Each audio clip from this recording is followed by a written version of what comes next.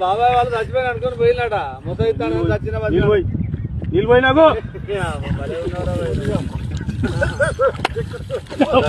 దీనికి మంచి రైట్